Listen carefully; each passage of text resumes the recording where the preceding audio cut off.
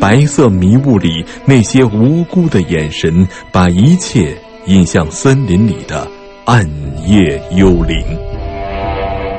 爱尔兰惊悚大师约翰·康奈利笔下查理·帕克系列《罪恶森林》。大家好，欢迎收听午夜文库，我是主持人小东。这里继续爱尔兰惊悚小说大师约翰·康奈利的经典作品《罪恶森林》。沃尔特的女儿艾伦的到来让帕克很高兴，但是一个秃头的恶心男人的纠缠不休又让帕克很不安。这个秃头男人让人不寒而栗，他不仅认识帕克，还想得到比利的行踪。在咖啡馆甩开这个男人后，帕克驱车去了丽塔的公寓。接下来的时间，马上有请李野墨播讲《罪恶森林》第5集的故事。我去坦普大街的停车场取了车，然后去了丽塔的住处。里面没有亮灯，我按了门铃，也没人回应。我又开车从波特兰去了斯卡布罗赛车场，把车停在比利银色的拖车旁边，然后去敲门。拖车里面很安静，也没有灯光。我往里面看了看，还是乱七八糟的。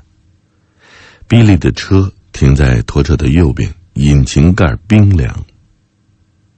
我听到身后有声音，于是转过身去，看到了罗纳德，他手里拿着一把 AK-47 步枪。比利停车的地方属于罗纳德，罗纳德是一个水族印第安人，他从越南回来之后就一直定居在斯卡布罗。越战期间，罗纳德在 K9 部队服役，他牵着德国牧羊犬埃尔莎在丛林中为侦察队带路。可是美军撤退的时候，埃尔莎被遗弃了。从此之后，罗纳德再也没有养过狗。后来他找到了比利来做代替品。罗纳德看着我，又尴尬地看着枪，说：“我还以为是谁呢？”我知道罗纳德是用 AK-47 来防身的，许多经历过越战的人都是如此。我说：“我在找比利，你见到他了吗？”从昨天起就没看见他，他没在附近。还有谁来找过比利吗？我不知道，也许有吧。昨天夜里我好像看到有人往他的拖车里面看，但也可能是我看错了，我当时没戴眼镜。你老了，罗纳德。我回到了老房子，冷冷的雨滴犹如铁钉一般打在我新装的屋顶上，屋顶没漏水，就连我装的那部分也没有漏，我感到十分满意，然后就慢慢地睡着了。我想不起自己为什么会醒来，但是某种莫名其妙的焦虑把我拉回到深夜的黑暗里。雨已经停了，屋子里面很安静，但是我脖子后面的汗毛全都站了起来。我的感觉也顿时变得非常的灵敏，朦胧的睡意被危险的预感一扫而光。我从床上轻轻下来，穿上牛仔裤，我的史密斯威森手枪就在床边的枪套里。我取出手枪，打开保险，卧室的门开着，我把门又拉开一些，小心翼翼地把一只脚踩在了走廊的地板上。我感觉到脚下又湿又软，我立刻就把脚缩了回来。月光照亮了旧衣帽架、一些油漆罐和我右边的梯子，还照在了一连串泥污的脚印上。这些脚印从后门开始，经过厨房，一直到我的卧室门口，又进入卧室。我光脚踩到的地方就是离卧室门最近的那个脚印。我先检查了客厅和卧室，然后又向厨房走去。我在心里数到3后，迅速地踏进厨房，举着手枪在屋里巡视了一周。厨房里空无一人，但是后门是虚掩着的，有人撬开了锁，从这里进来过。从脚印的大小来看，这应该是个男的。这个人穿过屋子，在我睡觉的时候看着我。我想起了那个奇怪的秃头，一想到可能是他在阴暗中观察着我睡觉，我就觉得很恶心。我把后门彻底打开，走到外面，绕着房子走了一圈。门廊和下面的泥里有更多的脚印，在我卧室窗户的下面，脚印发生了轻微的变化。我回到屋里，找出手电筒，披上一件毛衣，然后顺着脚印一直走到路边。路上几乎没有车辆经过的痕迹，所以仍然可以看清沥青碎石路面上的脚印。我站在空无一人的道路上，左右张望，然后又回到了屋里。我打开厨房的灯，这才发现屋子角落的桌子上有个东西。我用纸巾垫着，把那个东西捡起来，在手里翻看。那是一口木头做的小丑，小丑的身体由一圈圈亮色的圆环组成。如果把他的头拧下来，还可以把这些圆环取下来。我看了一会儿之后，小心翼翼地把它放进一只塑料袋，放在了水槽旁边。我锁上后门，检查完所有的窗户，就又回去睡觉了。我睡得并不好，所以天刚蒙蒙亮我就起床了。厨房的地面上结了一层霜，我看着塑料袋里的小丑，他长长的红鼻子从白色的塑料袋里凸出来，颜色微暗，就像是褪了色的鬼魂。我穿上我的运动装，朝1号国道方向跑去。路上很安静，松树在我头顶低语，但前方蜿蜒曲折的1号国道上已经有车流涌动。我在阿尔莫多意大利餐厅附近穿过1号国道，继续沿着老乡村路往回跑，经过马克西米利安·科勒贝天主教堂，最后到了墓地。我的外祖父和外祖母就在这里长眠。我休息了一会儿之后，清理了一些杂草，并为他们做了一些简短的祷告。然后我又回到屋子里，煮了一壶咖啡，吃了一些柚子。墙上的钟显示快到9点的时候，霍华德来到了门口。他是波特兰警察局副局长，主管调查部的工作。他下面一共有22名警官和4位取证专家，虽然规模不大，但是办事效率却很高。霍华德走上门廊，就像是一个被人用皮毛包起来的滚动着的保龄球，当然了，人不可貌相。霍华德一边观察一边思考，几乎没有什么事可以瞒过他。他就是那种可以用叉子喝汤还能滴水不漏的人。我站到一边，让霍华德进来。他说：“帕克，你找人修过屋顶了吧？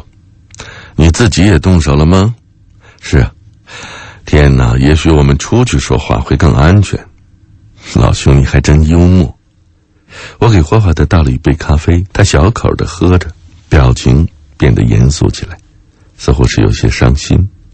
我问他：“有什么事吗？”“很多事啊。”“你认识比利吗？”“当然了。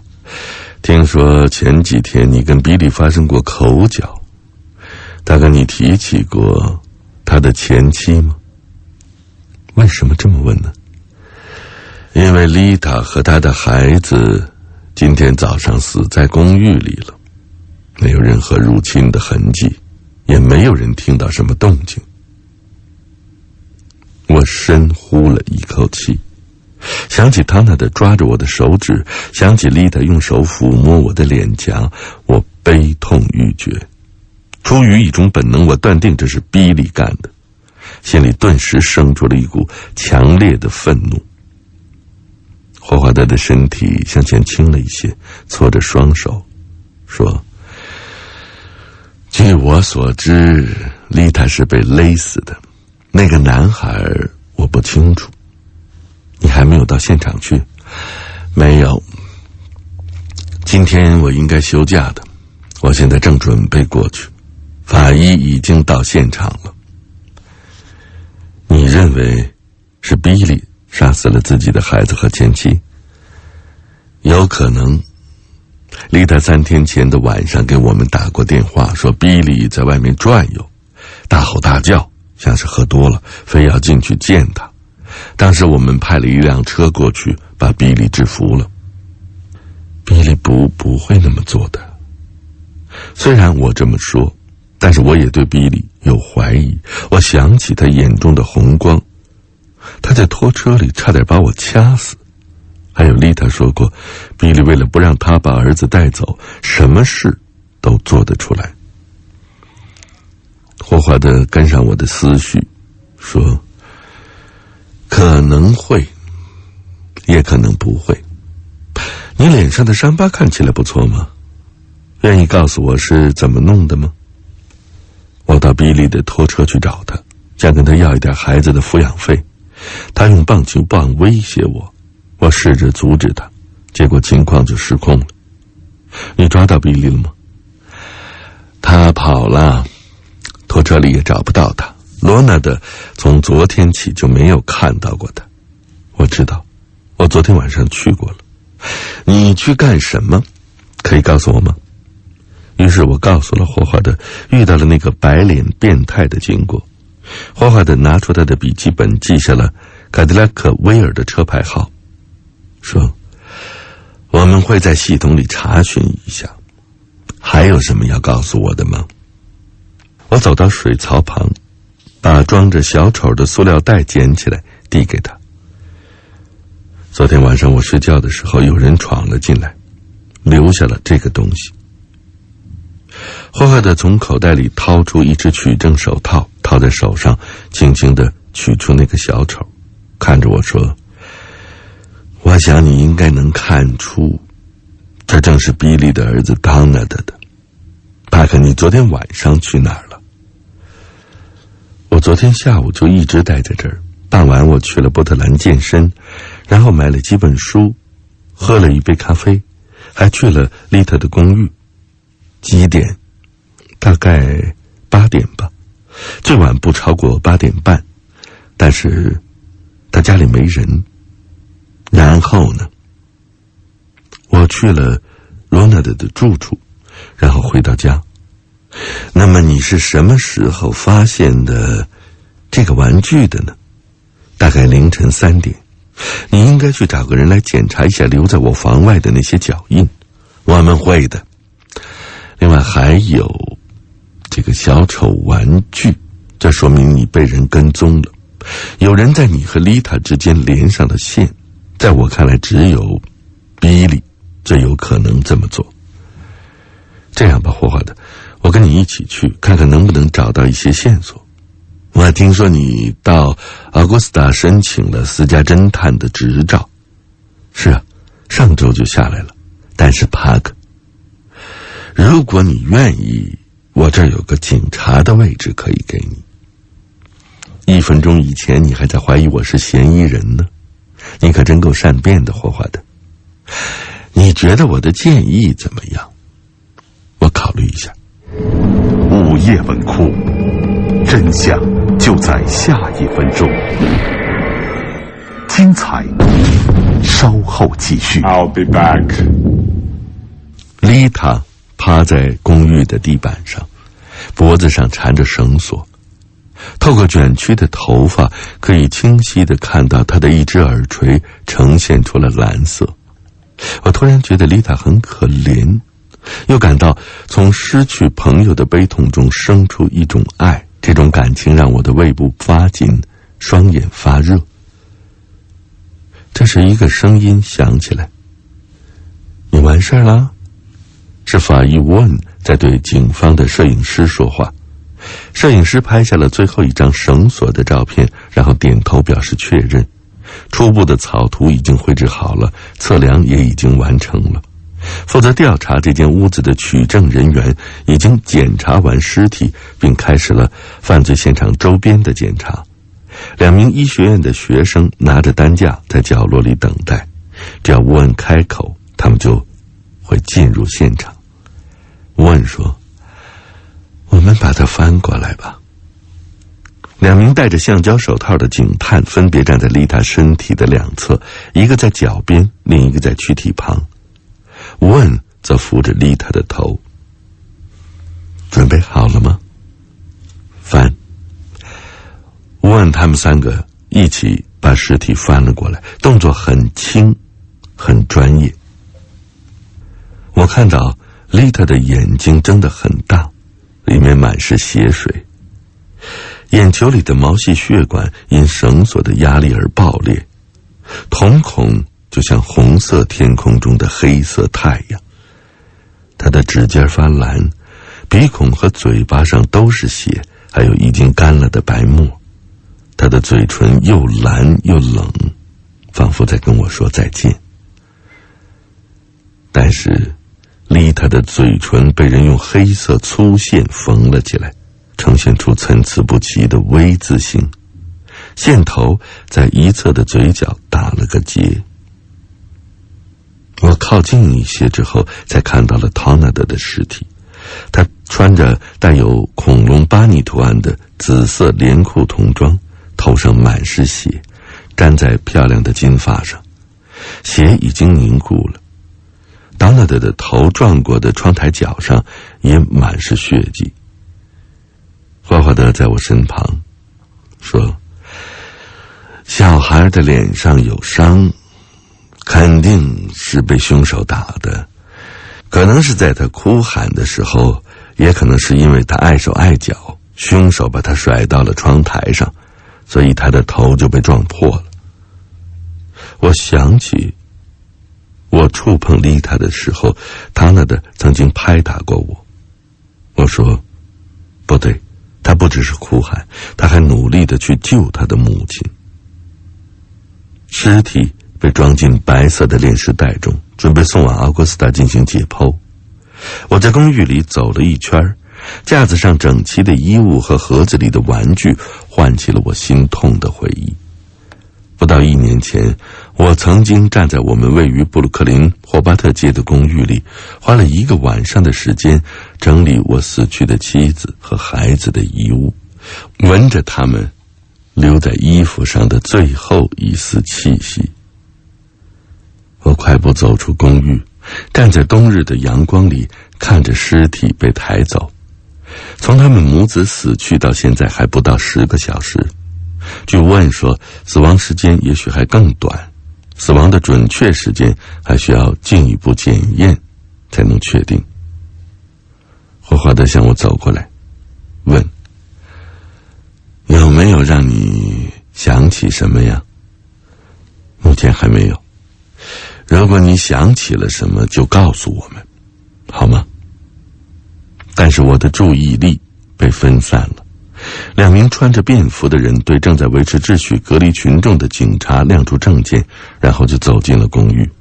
跟在他们后面的是一个个头较高的人，乌黑的头发，穿着一套式样保守的蓝色西服。我不用看到他们的证件就知道他们是谁。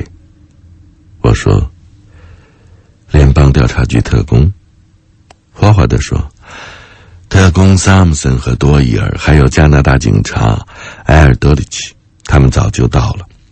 我猜他们是信不过我们。知道前几天发生在普罗茨半岛上的那个案子吗？晚上有一笔交易正在进行，是用现金交换某种东西。我知道，我看了新闻，死了1名美籍爱尔兰特工，3个爱尔兰人和4个柬埔寨人，双方平手。怎么了？另外还有一个参与者，他用泵动式手枪干掉了保利和另一个人，但是他拿走的可远不止这些。保利和切斯特出现在波特兰的时候，联邦调查局特工接到了线人的报告，他们猜想那笔现金可能是赎金，是为了赎回某个已经死了的人。麻省诺福克地区治安办公室昨天在拉尔兹安德森公园挖出了一具尸体，死者是一个叫做萨尼的加拿大女孩，是一只狗嗅到了她。让我想想，霍华德，萨尼的原籍是柬埔寨，对吗？是的，他好像是哈佛1年级的学生。他的书包也一块被找到了。联邦特工和埃尔德里奇认为是托尼的手下绑架了这个女孩，然后诈骗了那些柬埔寨人，又在调查局特工的鼻子底下把他们干掉了。这次调查的重点是波士顿，他们把注意力都放在了托尼的身上，那2个特工只是来收拾残局的。谁付的赎金呢？联邦调查局情报中心暂停了服务，但他们相信这笔交易与杀害萨尼的凶手有关。那些钞票出自多伦多的一家银行，掉在半岛上的那些赎金也都出自于那个银行。麻烦的是，其他的钞票都不见了，被另外的那个参与者拿走了。多少钱？我听说是200万。我把双手插入头发，揉了揉后脖子上的肌肉，这一定是比利干的。这家伙就像是来自地狱的跳弹，不停地撞来撞去。如果霍华德说的是真的，那么比利一定知道托尼在半岛上进行的这笔交易，并且干了一回大的。他也许还梦想着前妻和儿子能回到他的身边。我轻声问，你还认为是比利杀了丽塔和他自己的儿子吗？有可能，我暂时还想不到别人。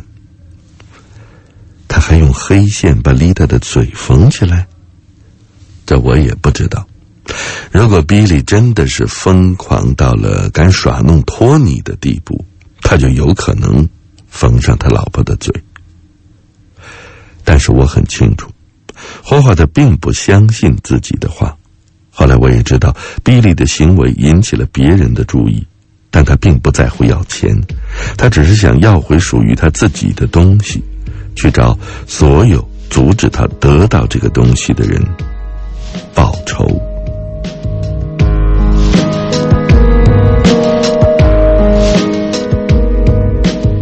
丽塔母子死了，比利不知所踪。你还记得故事开始时候的那个螳螂捕蝉，黄雀在后的抢劫案吧？根据帕克的推测，那个神秘黑衣人就是比利，是他拿走了臭名昭著的托尼的钱。接下来故事将会走向何方，请继续关注由黎叶墨播讲的《罪恶森林》。我是小东，这里是午夜文库，再见。想了解事情的真相吗？ Just take the one. 想知道最终的结局吗？ Everything you see